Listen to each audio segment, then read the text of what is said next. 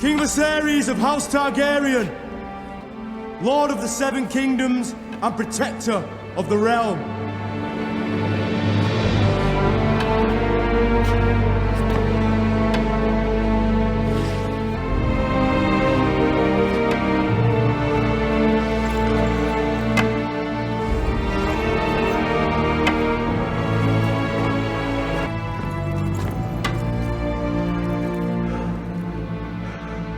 I will sit the throne today.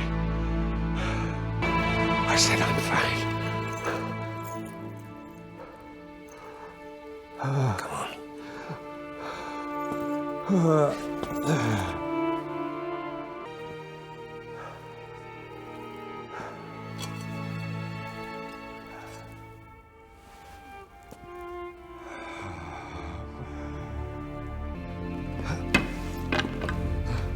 Well, we can't match an entrance like that one, so we'll just roll the usual intro. Hello and welcome to the Season 1 review for House of the Dragon, the Game of Thrones prequel show that's chronicling the Targaryen Civil War known as the Dance of the Dragons.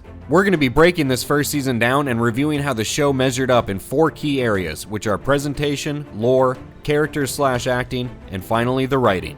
The presentation of the show is going to include the usage of CGI, set design, costumes, props, music, etc. For the lore portion, we'll be stacking this show up against its source material, the book Fire and Blood written by George R.R. Martin. As for the characters and writing, that's self-explanatory. The meat of this review, and the few mistakes this show made, are going to be in the writing section, so make sure to stick around for that part. Unlike this show, we're not going to use 10 episodes to set things up. Let's jump right in.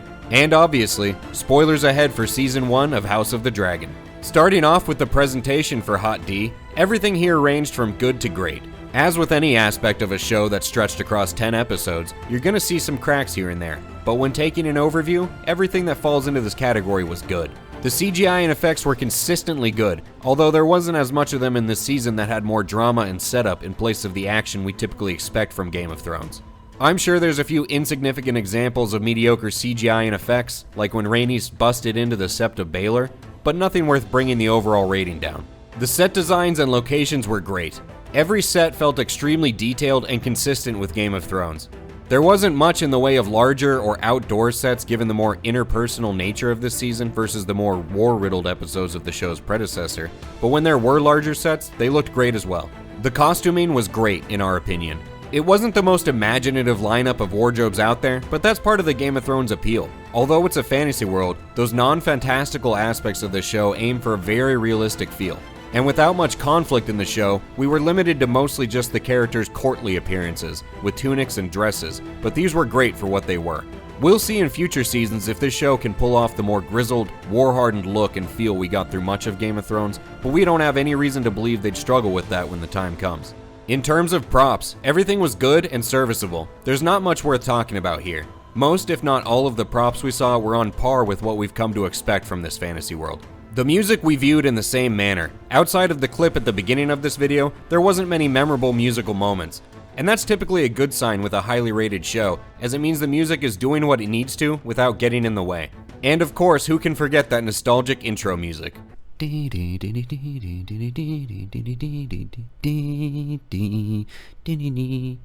Overall, in terms of production quality, this show picked up where the good seasons of Game of Thrones left off. And moving forward, when we say that something was good and on par with Game of Thrones, we're talking about the golden years, not seasons 6 through 8. Everything looked polished, attention was paid to all the details, and it feels like a high-value production. Moving to our second category of review, the lore, we're looking at how this show did in adhering to the established lore set out in the book Fire and Blood. Now, the first thing that stands out in this regard is that this show actually deviated from the book in a number of different ways, several of which are quite substantial. And there's really been no fan backlash like we saw with lore deviations in the Rings of Power. There's a few reasons for this, not the least of which is that Martin's writings, while good, are not held in the esteem of those of the late J.R.R. Tolkien. Tolkien's diehard fans aren't called Tolkien scholars for nothing, and if you were anywhere near our comment section for our Rings of Power videos, then you know the lore buffs were taking no prisoners with that show. In addition to that, many have described reading Fire and Blood as similar to reading a textbook. It's packed with information, but it's not brought to life in the way House of Dragon was able to do. So some missteps in following the book's telling of events are sacrificed and forgiven in exchange for seeing the story vividly played out on screen. Lastly, Fire and Blood is actually set up as an in-universe history book that plays on the idea of unreliable narrators. The book is a retelling of events from several sketchy sources, ranging from a septon of the faith of the Seven named Eustace, Grand Maesters, the grandchildren of actual witnesses relaying stories they were told in their youths, all the way to a court jester named Mushroom. The stories they tell are purposefully contradictory, and the idea is to leave the actual events up to the reader for interpretation. For this reason, it's very hard for even the most devout of fans to argue there even is an established lore to deviate from. And because you can't really produce a show without a definitive set of events, House of the Dragon stands as the first true account of these events leading up to and comprising the Dance of the Dragons. For those reasons, the ways in which the show has differed from the book have not done much to insult fans of the literature. So with that backstory and explanation out of the way, let's look at what was changed for the show so far. We have to start off at the top with the most important change from the lore. Rhaenyra is fat in the books. Okay, just kidding, it's not that important. But it is worth noting that in the books, years of childbirth took its toll on Rhaenyra's body, a portrayal which Hollywood obviously couldn't allow. The biggest deviation from the text is actually the Targaryen prophecy, A Song of Ice and Fire, that says a great darkness is coming from the north, and a Targaryen must be on the throne leading a united 7 kingdoms against it to survive. This prophecy simply doesn't exist in Fire and Blood. With no prophecy in the book, there's also no dying words whispered from King Viserys to Queen Alicent, and as such there's no misunderstanding on her part that her son Aegon is to be king to fulfill some Targaryen prophecy. In Fire and Blood, Alicent fights to make her son king simply because she wants him to be king. She wasn't pressured into doing so by prophecy or her father's machinations. So this changes things quite a bit from the book, but there's 2 reasons that people seem to be okay with this change. And for both reasons, it's important to remember that in order to adapt the text to a live-action show, the creators often need to make sure the show will have a broad enough appeal to justify its existence. If Hot D were made on a budget that accurately reflects just the number of Fire and Blood book fans, it would look like a first grader's play with cardboard props and half the actors crying on stage. With that in mind, the first reason people are okay with this change of the lore is that it ties the story in House of the Dragon to the established Game of Thrones universe. And this gives casual fans and viewers more of a reason to tune in each week, which in turn justifies its hefty budget that facilitates the high production value for the show. But the second reason that makes this deviation acceptable has to do specifically with Viserys' misunderstood dying words to Alicent. The purpose of this inclusion by the creators is to make Alicent's position slightly more sympathetic to viewers and make more people root for the Team Green that she leads. A show can be made to be more interesting if you can give the audience a reason to support either warring faction and spur the rivalry between the viewers. Now, did this change actually accomplish this dynamic? Well, stay tuned for the writing portion of this video for the answer, because we've got a lot to say on that matter. Moving on, another aspect of the book that was seriously downplayed was Sir Criston Cole's role in sparking the Civil War. In Hot D, Cole, like Alicent, is made to be more sympathetic. His murder of Laenor's gay lover is largely accidental, as he goes too far in the heat of the moment. His murder of Lord Beesbury was also portrayed as an accident. But in the book, these murders are much more intentional. He seeks out and kills Laenor's lover Joffrey at a tournament to hurt Rhaenyra. He kills Beesbury as he was Rhaenyra's lone supporter on Queen Alicent's Green Council. He herds the remnants of Rhaenyra's support in the city into the dungeons. Cole's romantic relationship with Rhaenyra in the book is much more muddled, and it's unclear what happened and what didn't.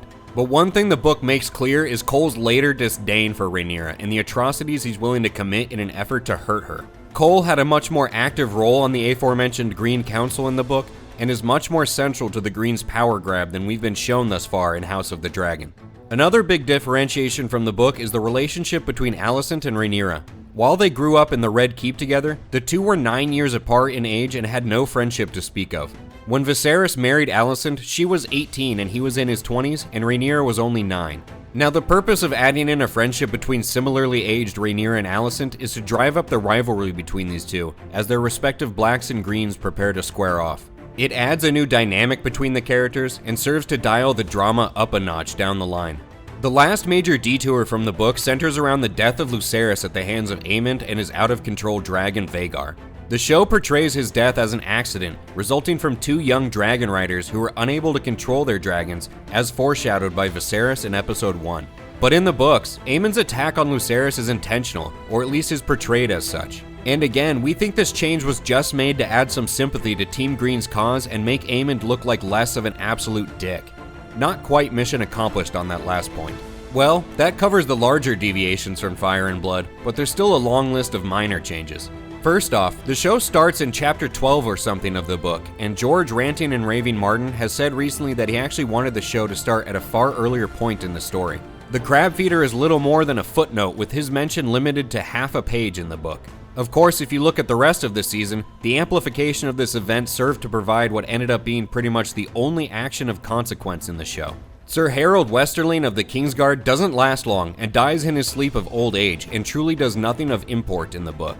The members of House Valerian were race swapped from their white counterparts in the book. I won't argue with anyone who says this was done to add some diversity to the show because the creators have said as much, but at least it served a purpose in clearly showing that Laenor was not the father of Rhaenyra's kids. Rhaenyra's stillbirth is a girl who she named Visenya, and this baby is actually born with some dragon features like scales and a small tail. We don't get a clear shot of the stillborn in Hot D, but there weren't any glaring dragon-esque features the creators wanted us to see. And lastly, Rhaenyra's former husband Laenor Velaryon is dead in the books. He doesn't escape to San Francisco with his lover. And obviously this change was made because even Game of Thrones doesn't have the balls to risk being cancelled by having the couple that puts the Aryan in the name Targaryen murder the gay black character. Oof, well that's a lot, but it's very telling that there's been little to no serious fan backlash to any of these deviations because they're handled in a way that serves to enhance the story. And this stands in stark contrast to the Rings of Power, where changes were made for much more spurious reasons and the backlash was nearly deafening. Our next area of review is the characters we met and learned about in the first season and the actors who brought them to life. There's really only two words we need to say for this section, and those are Paddy, Considine. Considine's performance as King Viserys was an absolute showstopper. He turned a mediocre book character into one of the most tragic characters we've seen in a long time. Every week, Considine made you feel an incredible amount of sympathy as you watched him struggle to keep his loved ones from tearing their family apart. And all the while, an unstoppable illness was slowly ravaging his body and draining the life from him. King Viserys' entrance we played previously is the most dramatic instance of an elderly man walking into a room and taking a seat you'll probably ever see. Martin himself heaped praise on Considine, telling the actor that Considine's Viserys was better than his Viserys, and joking that he was considering going back and rewriting the character now. The author previously stated that Considine had brought a tragic majesty to the character that he wasn't able to fully portray in his writings, and we think that this was a spot-on description. Other than Considine, Matt Smith was perfectly cast as Daemon. I don't know the character's personality and mannerisms in the book, but Smith totally owned the role and made it his. Much like Considine's Viserys, Matt Smith's portrayal of Daemon will stand as the definitive version. Outside of those two acting performances, there's not much of note worth mentioning when stacked up against them. But don't take that to mean that other characters were acted poorly. Quite the opposite. Every single actor did their job and the majority did it extremely well. We really can't think of a single actor or even scene that had a slip up in this category. Except maybe Daemon's former hooker Mysaria. Her accent is just awful, whatever it's supposed to be. But there were no glaring black holes of charisma and acting talent like we had with Galadriel in the Rings of Power. Now there was a ton of actor turnover thanks to the time jumps, so we didn't get too much time with some of the actors early on. But as it stands now, there shouldn't be any significant time jumps for the foreseeable future, so the actors we've got now are the ones this show is banking on. As for the characters themselves, there was simply a ton of them to familiarize yourself with if you wanted to understand all of the pieces on the board. And some of the characters who were seemingly small players in the larger story ended up having a massive impact on the events of the first season. For example, consider Sir Harwin Breakbone Strong. His overreaction at being implicated as the father of Rhaenyra's children and subsequent beating of Criston Cole resulted in him and his father Lyonel Strong being burned alive, giving Otto Hightower the opening he needed to return as Hand of the King to continue his self-serving manipulations. So even characters we only really knew for an episode had important parts to play, and this show was able to introduce them into the larger story in order to play their part without making their sudden inclusion feel like just a ham-fisted plot device. And the characters are interesting and diverse, with each bringing their own desires and motivations to the fray, which affect their decisions. Every choice creates ripples and domino effects of consequences, both intended and unintended. But that's pushing more into the writing portion of the video, so let's dive into that. Okay, on to our fourth and final area of review, the writing. The writing was good. Okay, good night everybody. Just kidding. The writing was better than good. It was great. And how do we know it's great? We're still watching the show and giving it very high ratings when this season didn't have the level of war, murder, and mayhem we enjoyed through most of Game of Thrones. The first season instead focused on intrigue and political maneuvering, and the characters having a ton of controversial kids. But hey, you gotta send someone off to fight for you. As previously mentioned, there's a ton of characters involved and everyone brings their own aspirations to the table. And these competing ambitions have widespread ramifications with every move closely watched. With no one willing to back down, rivalries hit a fever pitch as we finished the final episode, and next season we're bounding headlong into war. Now the dialogue was on point, and it was laced with the trademark Game of Thrones edginess, snark, and poignancy. And of course there's a number of well-placed "see you next Tuesdays" sprinkled in there, which are always reminiscent of the original show. But all of the dialogue fit the show. Nothing made you say, where did that come from? And the show did well to mix in brevity in moments where the acting needed to take center stage rather than a running commentary. The pacing was decent, but not up to par with every other aspect of the writing. It's tough to really master pacing when you decide that this first season will be all about setting the stage for future events. There were certainly some episodes in the middle of the season where the show struggled to hold our attention scene to scene, as it just started to lumber along. But overall, the writers succeeded in keeping us invested, and the silver lining is that all of the setup for the Dance of the Dragons is done. It's going to be a wild ride from this point forward. This season was probably the best time you can have simply watching a party being set up. Now contrast how House of the Dragon kept our attention during these slower episodes moving the plot along with how the Rings of Power handled those types of episodes. The writers for Hot D knew how to keep scenes and dialogue brief where they needed to, and were able to pepper in enough suspense and drama to keep us engaged. The Rings of Power, on the other hand, just slapped in excruciatingly long, boring scene full of self-righteous dialogue after excruciatingly long, boring scene full of self-righteous dialogue. House of the Dragon had you wanting to tune in every Sunday, while Rings of Power had you checking your phone every other scene waiting for something meaningful to happen. Now in terms of the plot and general storytelling, this is where we have a few issues with how this season was handled. Even though it took an entire season, the show did a good job of keeping us engaged and introducing us to every single piece on the board that we need to know before the war pops off. And we are intimately familiar with every piece's motivation going into this conflict. One area that could have been handled better is the framing of the Greens versus the Blacks. In the book, neither side is presented as the side you're designed to root for. It's left open to interpretation and debate for the reader to decide. Both sides have people worthy of honor, and both sides have total dicks that do awful things. But so far in House of the Dragon, it's very hard to see any logical argument for supporting the Greens. And that's with the added changes to the lore to garner some extra sympathy for Team Green. Yes, there's dicks on both sides, but even that is unbalanced. Sure, the Blacks have Daemon, who, even though we all like him, is a dick. And Rhaenyra does some dickish things. But the Greens have Otto, and Aegon, and Cole, and Aemond, and Larys. It's really not comparable. Rhaenyra's succession to the throne was always reinforced by Viserys, and while he did not do enough to secure her path to the throne, he never revoked her inheritance either. The Greens' claim to and seizure of the throne is an evil, self-serving maneuver, and there's really no other way to view them at this point. And we think it's a missed opportunity. Having fans debating over which side everyone is supporting would have been a fun ride, and something that keeps the show alive even when new episodes aren't airing. But as it stands right now, there's only one side for viewers with a shred of decency to support. Now, will future seasons change this balance? Will the Blacks commit enough atrocities during the war to erode their current level of support? Of course that's a possibility, but we think the writers would have been better served preserving the ambiguity presented by the book. If they think they can tell a better story this way, then so be it. They deserve our trust for now. The last point we have an issue with is minor, but it has to do with the scope of this first season. We rarely left these lordly castles for very long, so the world doesn't feel as filled out as it did during Game of Thrones. That will almost certainly have to change in the next season as these dragons start to spread their wings. But our issue with this specifically relates to military combatants in the Dance of the Dragons. Outside of the crab feeder conflict, we haven't really seen that either side has any military forces to speak of. Now they both obviously will, but it would have been nice to see them, no matter how briefly, before the war starts so it doesn't feel like they conveniently show up when they were needed. We haven't read the book, so it's entirely possible that the Dance of the Dragons is just that, a dance of dragons.